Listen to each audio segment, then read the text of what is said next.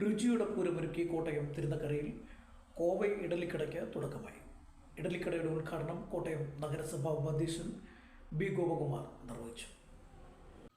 രുചിയുടെ വിസ്മയലോകം അക്ഷരനഗരിക്ക് സമ്മാനിച്ച് ശബരീസ് കോവൈ ഇഡലിക്കടയ്ക്ക് തുടക്കമായി.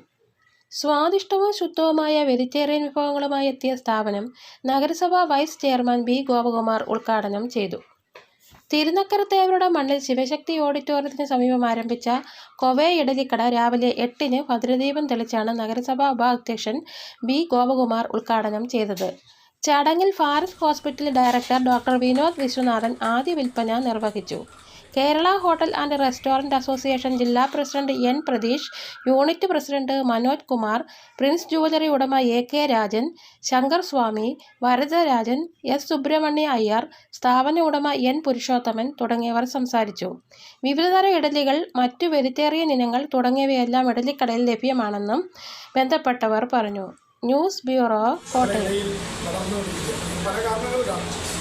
എന്തായാലും നമുക്ക് അത്തരത്തിലുള്ളൊരു സ്ഥാപനം, നല്ല വൃത്തിയുള്ള ആഹാരം ലഭ്യമാകുന്ന ഒരു സ്ഥാപനം, അത് ഉറപ്പാക്കുവാൻ ശ്രീ പുരുഷോത്തമനെ കൊണ്ട് അദ്ദേഹത്തിൻ്റെ കൂട്ടാളികളെ കൊണ്ട് സാധിക്കുന്നുവെങ്കിൽ നിശ്ചയമായും ഈ സ്ഥാപനം നാൾക്കുനാൾ വളർന്ന് വലുതായി നമ്മുടെ ഈ പ്രദേശത്തിന് തിരുനക്കരയ്ക്ക് ഒരു തിരുകക്കുറിയായി ഈ സ്ഥാപനം മാറും എന്നുള്ള കാര്യത്തിൽ ഒരു സംശയമില്ല.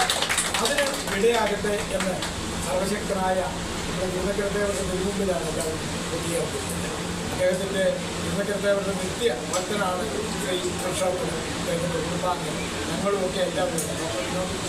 ഞാൻ ഇവിടെ സന്നിഹിതരായിരിക്കുന്ന ഒരു 98% പേരും അവിടെ നിത്യവും കൊണ്ട് ഭക്ഷിക്കുന്നവരാണ്. അപ്പോൾ നിശ്ചയമായിട്ടും ഞങ്ങളുടെ എല്ലാവരുടെയും പ്രാർത്ഥനയിൽ ഈ സ്ഥാപനം ഉണ്ടാകും. ഈ സ്ഥാപനത്തിന് എല്ലാ അഭിവൃദ്ധിയും ഭഗവാൻ നൽകി അനുഗ്രഹിക്കട്ടെ എന്ന് ഒരിക്കൽ കൂടി പ്രാർത്ഥിച്ചുകൊണ്ട് എല്ലാ വിജയ ആശംസകളും നൽകാൻ ഞാൻ എൻ്റെ വാക്കുകൾ ചെല്ലുന്നു. ഇതിൻ്റെ ഔപചാരികമായ ഉദ്ഘാടനം അറിയിക്കുന്നു.